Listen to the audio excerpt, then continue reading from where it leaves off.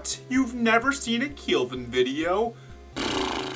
You know his videos are good, right? I'm not supposed to give my opinion, but give them a watch, and then you can tell me if you'll sub to me or not. Not convinced yet? Okay, I'll cut you a deal.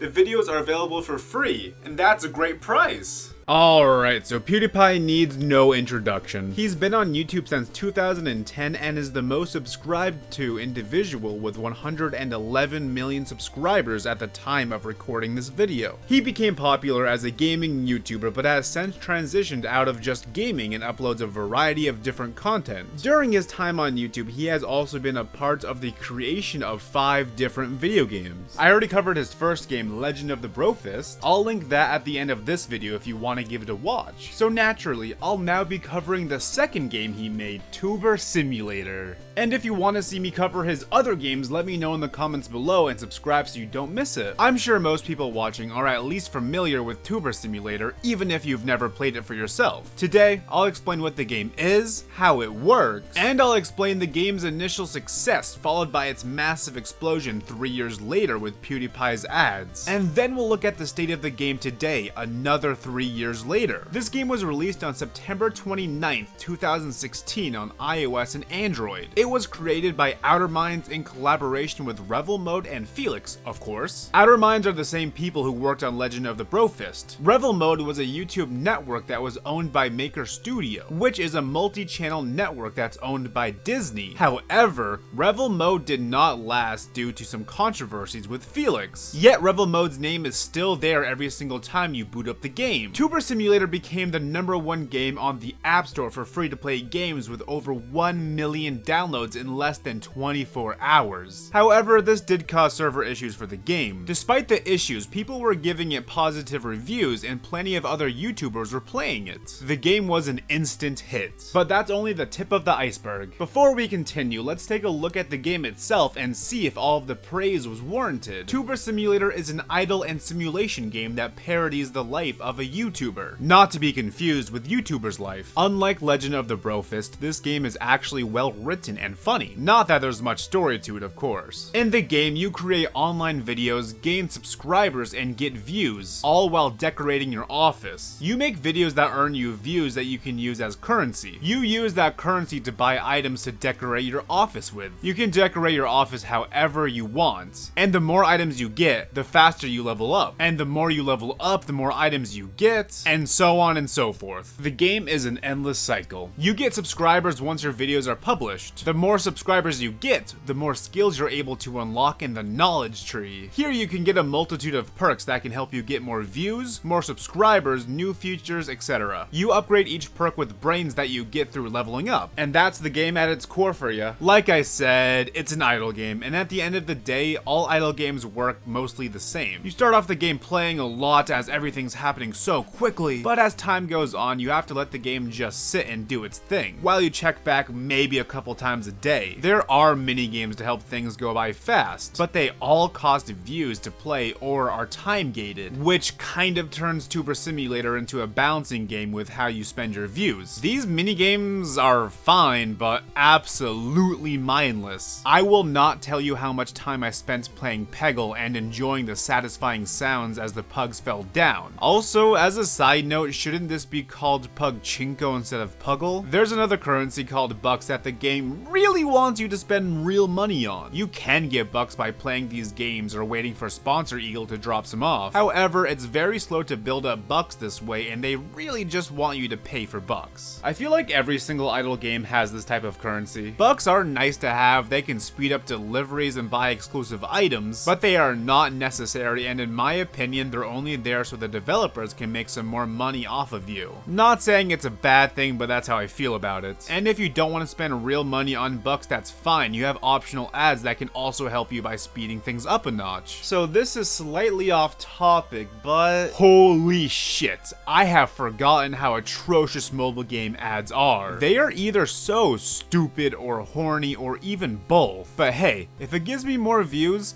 I'll put up with it. If you can't stand the ads, there's a monthly subscription service you can buy for $2.99 a month. This service activates all ads automatically. If you or someone you know actually bought this Tuber Simulator subscription, let me know. Was it worth it? And how long did you have it before canceling? Because I really like to think that someone somewhere out there actually got the subscription in 2016 and has kept it all the way to 2022 and just had no idea they were still paying for it. There's also themes that come up every so often. These themes come with exclusive items, and the game encourages you to decorate your office to match the theme. People can then vote on which office matches the theme the best. I have actually seen some very impressive rooms while voting. Along with that, there's meme events. You take pictures of your in-game setup and turn them into memes. I didn't look into this feature much at all because it didn't let me write the word poop, despite there being literal poop behind me that was already in the game. So I went, this is stupid, and never touched the feature again. There's other small features here and there in the game, but I covered most of what's important. So, is this game worth playing? If you enjoy idle games or decorating games, then I don't see why not. It is free after all, and that's a great price. But I still do have some problems with the game. There's some minor things, like it can be annoying to make subtle adjustments to items, and you always get this pop-up when switching rooms, and I don't know why there just isn't a button to press to turn this on or off. The bigger problems come with just how the game is designed. So to unlock more items, you need to level up, but you need to buy items to level up, right? So why would I bother decorating my place in the beginning when I have almost nothing unlocked? This made me just want to min-max the game and just get the items that would level me up the fastest. Why bother decorating when I haven't seen the full scope of what I can decorate with? So most of the time I played this game, it was spent looking like a mess. Eventually, when I was a high enough level, I did start to decorate, but once I decorated, I felt content. And that's just how I am with decorating games. When playing The Sims or Animal Crossing, once I get something the way I like it, I hardly ever make changes to it. And when I do, it's usually a small change or two. And now I'm at the point where everything takes so long to complete and I'm struggling to find a reason to keep going. I already have my one room decorated, my second room is now my new hoarding room, and my third room is my monkey room, and that's perfect. I have purchased all of the good perks and the rest of them are either pointless or very, very expensive. So what reason do I still have to play? Well, when you save up to 400 bucks, you can buy a remove desk option, and I'm almost there, and I really want my monkey room to only have a monkey in it. So after that,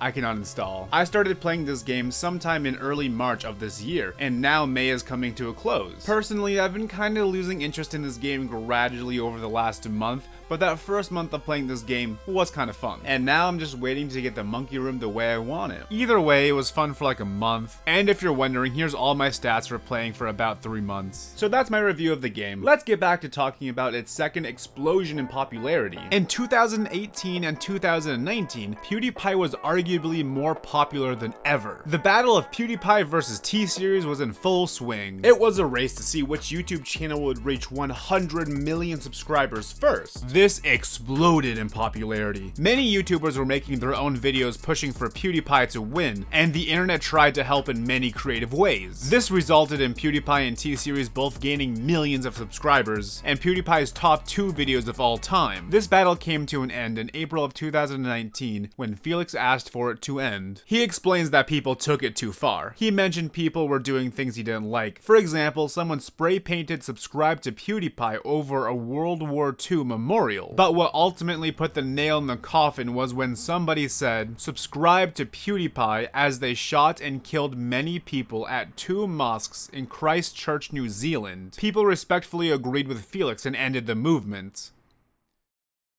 The following month, T-Series hit 100 million subscribers, and a few months later, PewDiePie followed as well. Ba-da!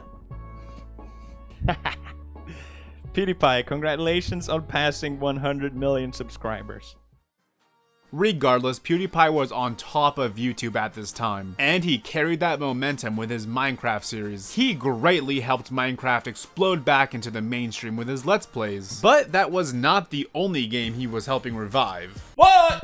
You haven't tried Tuber Simulator? Seriously? After 50 million outros? PewDiePie was making ads for his 2016 game and putting them at the end of most of his videos. He kept joking, saying that the game was still relevant, but because of these ads, the game actually did become relevant again. What started as a regular promotion became a huge inside joke with PewDiePie's fan base, which was bigger than ever. But how much of an impact did these ads really have? Well, we can look at Google Trends to get a good idea. Google Trends tracks how much a certain word, topic, or phrase has been Googled in a certain time period. As you can see, in October of 2016, this game soared up in popularity. Unfortunately, it went down and flatlined in November, less than 2 months after its release. It wasn't until February of 2019 that we saw any real growth again. It peaked in July of 2019, a month after PewDiePie started his Minecraft series. It did again flatline by November of the same year. If you compare the two spikes, you can clearly see that Tuber Simulator was undoubtedly the biggest when it was first launched, but it died down only a month later, when in 2019, the spike was never nearly as high, but managed to stay popular for much longer, which I would consider just as impressive.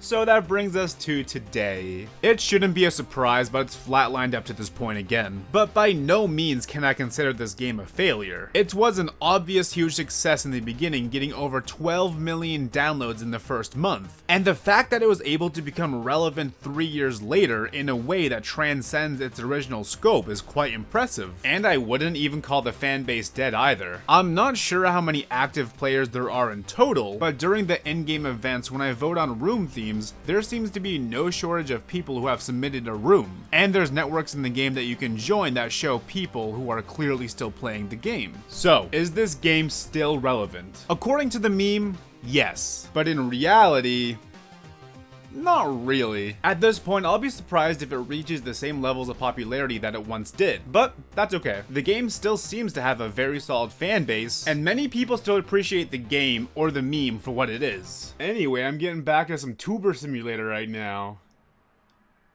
Wait a second.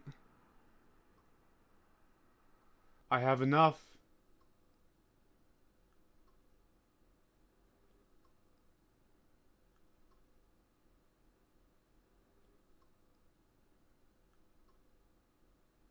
Wait. Does that mean I can finally?